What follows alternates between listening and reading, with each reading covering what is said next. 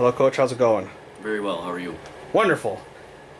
Well, you guys got the point you needed. You got 2 points on Saturday night with a big win, and then finished off yesterday with kind of a sloppy game, I think, from both teams. Right. How would you sum up this past weekend?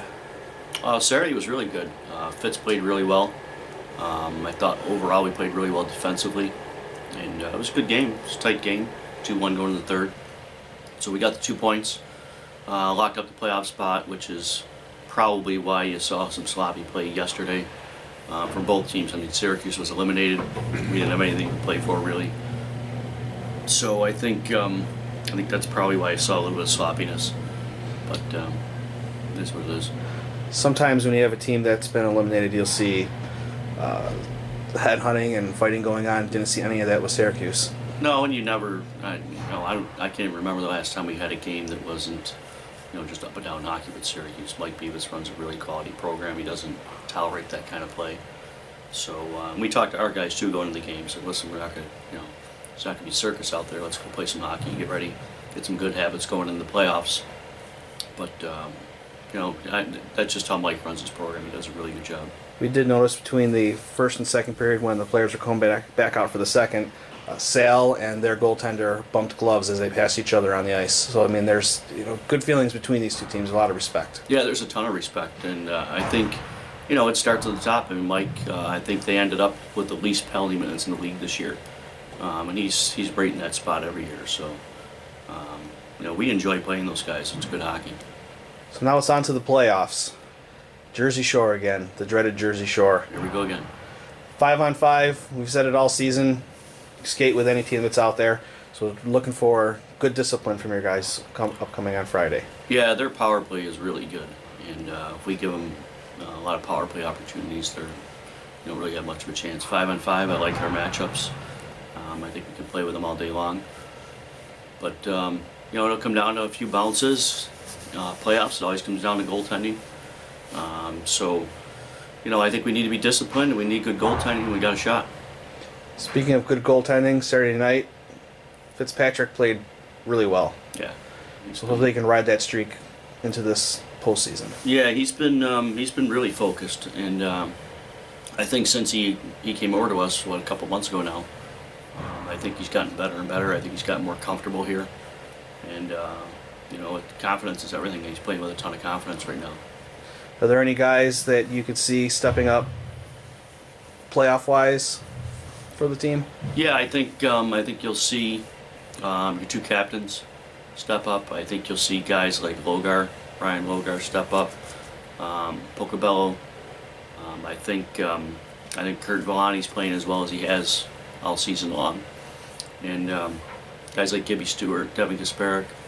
But honestly, I expect everybody to elevate their game. It's the playoffs. I mean, you need to be motivated, and especially you're the 4 seed playing the 1 seed.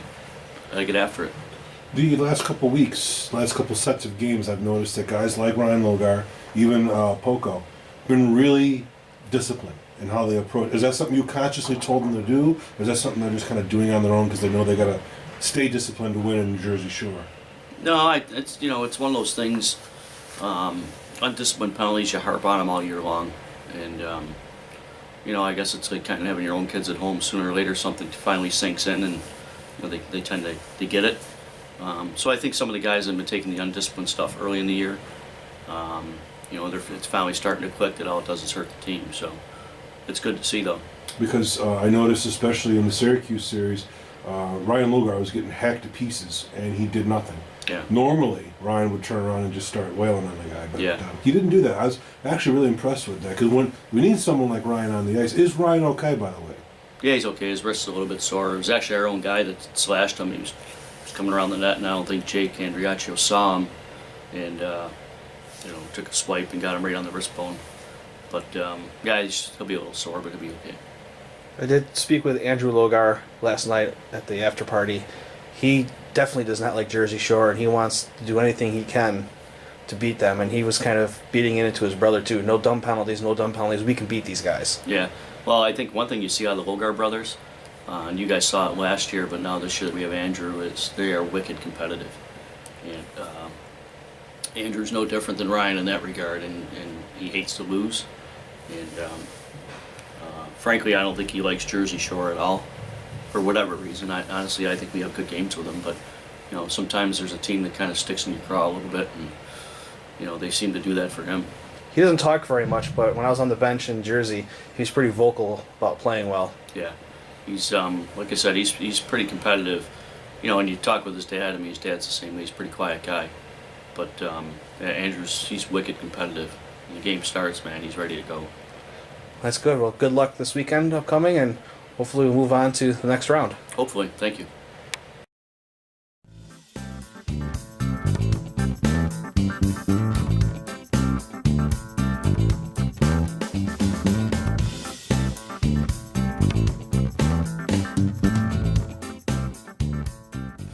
All right, we have Coach Vecchio, we have Vecchio the sequel, we have Chris Kashevitz. We're doing this because Frankie and Chris have been committed to Niagara University. They've been committed all right. It's very exciting. As well they should be. So, Coach, when you Yes. found out, besides the fact that that's your boy, Right. with the two of them, was that pretty exciting to get? I mean, Niagara University is no joke. That's a pretty Yeah. big program. So, what did you think? Is that pretty exciting, or? Yeah, it's really exciting. Obviously he's my son, so I'm proud of him. But Gaz has been with us about 7 years now. Something like that. 6, 7 years he's been with us. So he's kind of like another son. But both guys worked really hard to get to that point. So we're excited for them, and obviously it helps the junior program. And our job is to move guys on to college hockey, and these guys have done it, and so it helps me market the program to other players too. What do you think, Frankie? What was your first thought when you found out? I was excited since, I've been going to school there for 2 years already. This has been my goal the whole time I've been going there. And finally to be asked to go on the team, it's great. What were you guys? What did you think? Like Frank, I was also excited. I mean, last year I was talking to Larry and he said, well, give it one more year of junior, so I did. And this year when he asked me to play, I'm happy to be on board and ready to play. Now, like I said, Niagara University, that's no joke. That's a pretty big program. Is that exciting for you guys to know that you're going to be playing some pretty high-profile games? It's cool. It's really fast hockey. Yes, it's very fast. Yeah, and physical, despite the fact they're a Catholic university. it's very physical. Gaz, how do you think your game will translate to that level, Niagara University, in that particular level? I mean, I think if I play the same game I'm playing now, just a little faster, I'll be all right. I mean, I use my smarts more than my speed because I don't have much of it. But when I do, I do what I need to do. I take care of my end first, and when I get in front of that, I usually score. So you use your smarts. You're the exact opposite of Frank. So how do you think your game's going to translate? You're a little more aggressive out there. You're a little more, here I am, deal with me kind of a player. So how do you think that's going to go over? Or are you going to try and temper that a bit? I think I got to keep playing in their face.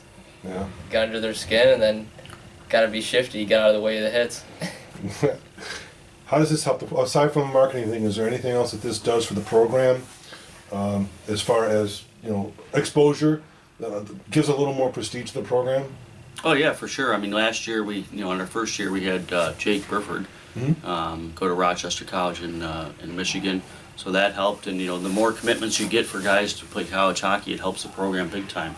And because kids, they're to invest in playing in junior hockey, they're looking for some results at the end of it. And when Larry told Gaz to go back and play another year of juniors, he did it, and it worked out for him. So I think you got to put the time in, you got to put the work in, and I think it shows that if guys are willing to do that, there is an end game. Now, I've seen both you guys play the last 2 years, and when needed, you guys can play defensively also. You think that is more attractive to the coaches at NU, that you have a more well-rounded game? I mean, I think it just shows that no matter what the situation in the game is, they can trust you out on the ice. I mean, if you're going out there and you're getting scored on every shift, he's not going to want to put you out there in a big situation. You're down by a goal, or it's a tight game, or you need a momentum shift. You're not going to put the guy out there that's minus 15. You want your guy that's reliable, who you know is not going to have the puck end up in your net and possibly go put it in the other one. Yeah, you got to take care of your end first. Your end first, then you score. Goals will come. When you found out, did you give these guys any advice? Did you say anything to them that you hope they take with them, or? Well, I think the advice has been really built up over the number of years of how to play the game and play the game the right way. And if you look at the quotes from Larry, I mean, that tells you why he was interested in them. We talked about Gaz playing a 200-foot game. solid defensively, responsible in his own end, can put points up, plays a physical game, he's strong. Then he talked about Frank with, you've seen him play defense at times when we needed him to fill in back there, and talked about how, he's very versatile. So I think kind of harping on it over the years, practice after practice, game after game. I think it shows that if guys listen and are willing to put in the work, then you can move on to a pretty high level of hockey. All right, you two, big college players now. You still owe us a championship here. You have to go out and get that in the next few weeks. So hopefully you do, and congratulations. We're all very proud of you, and we'll keep track of you as you guys move along. Thank you. Thanks. Thanks again. Hi, I'm Mike Landers, president of Howell Motors Ford, and the proud sponsor of the Lockport Express Junior A hockey team. When winter comes, be sure you have a new Ford vehicle, like this 2016 Ford Escape. It can stop and handle in all weather, like our exciting hockey team.